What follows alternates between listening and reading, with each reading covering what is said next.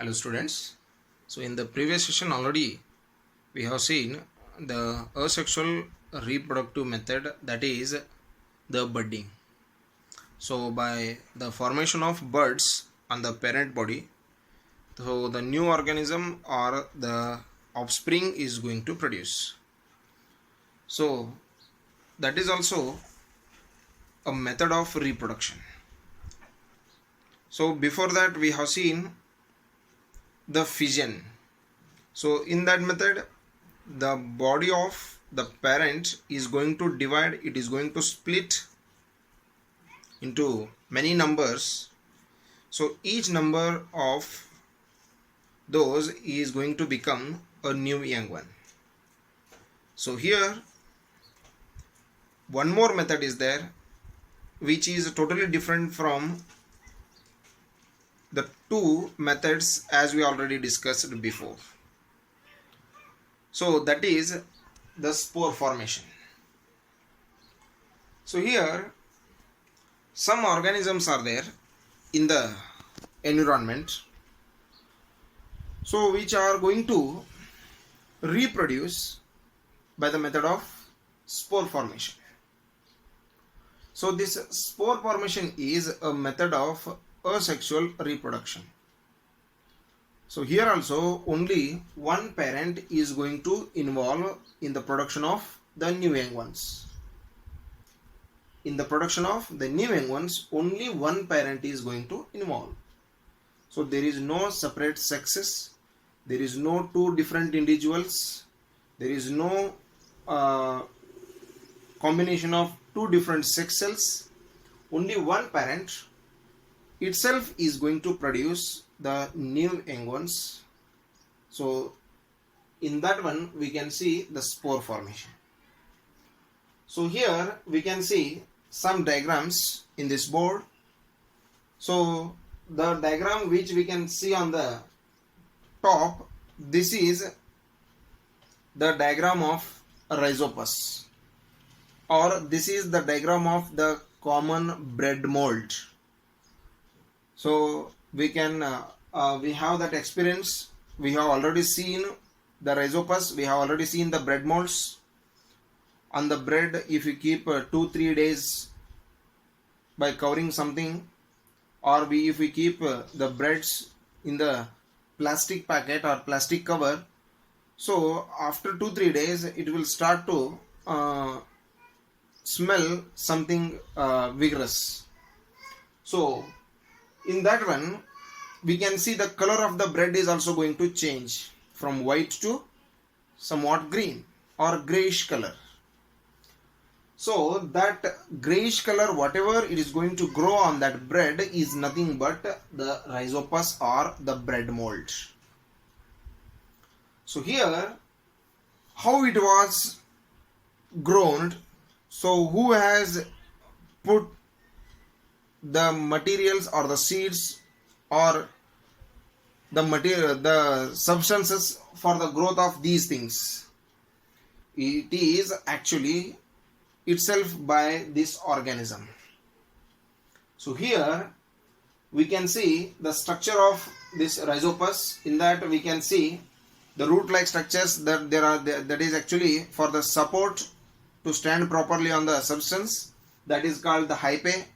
So it has a stem and it has a round knob like structure is there on the top of the stem. On the top of the stem we can see a round or a spherical knob like structure is there. So this knob like structure is considered as the sporangium. So this knob like structure is called sporangium. So here this sporangium is only one structure. So inside this sporangium, so very small reproductive units are present. So those are called the spores. Those are called the spores. So this is whatever the round knob like structure is present, that is sporangium. Is it? This is the sporangium, and inside that very small units are there. So these small units are called spores. So these spores are the asexual reproductive units of these organisms. So here one more diagram I have drawn just below this rhizopus. This is the penicillin. Penicillium. We can consider this one as, call this one as penicillium. So this penicillium is also an organism that is also going to reproduce by the method of spore formation. And some other organisms like the mosses or non-flowering plants, they are also going to reproduce by the method of spore formation. So how this process is going to take place?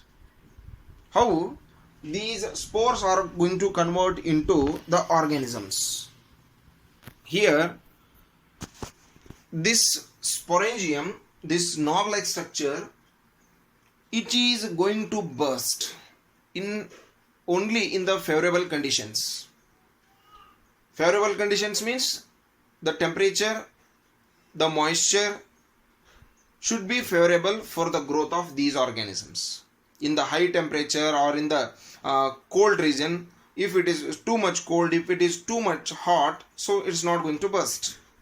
In the favorable conditions for its growth, so it will burst.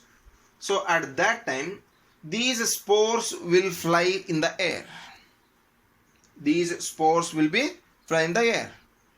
So whenever it is going to drop itself, whenever it is going to fall itself, so at that time, if it is having the favorable conditions, temperature, moisture and humidity, so if they are in its favor, so if it is good for its growth, then it will start to germinate and convert itself into a plant. So like this, the new organisms are going to produce by the method of spore formation. So here spores are nothing but the very small or microscopic units which are going to develop as a new individual. These are the very microscopic small units, so which have the capacity to grow as a new individual. So those are nothing but spores which are present in a knob-like structure called sporangia or sporangium. Okay. So here one more. This is the penicillin. So already we are very conscious about the injection, penicillin injection. That penicillin injection is actually made by this penicillium. That penicillin drug is actually prepared by using this penicillium fungus. So this is a type of fungus. So by this fungus, the penicillin injection was prepared, or the drug was prepared. Is it? So along with these, that is the rhizopus or the penicillin, so some other organisms like the non-flowering plants like the ferns and the mosses also going to reproduce by the method of spore formation. Is it clear? Hope it is clear. So if you have any doubts regarding this one, you can send the messages or the questions to my WhatsApp number. Thank you and have a nice day.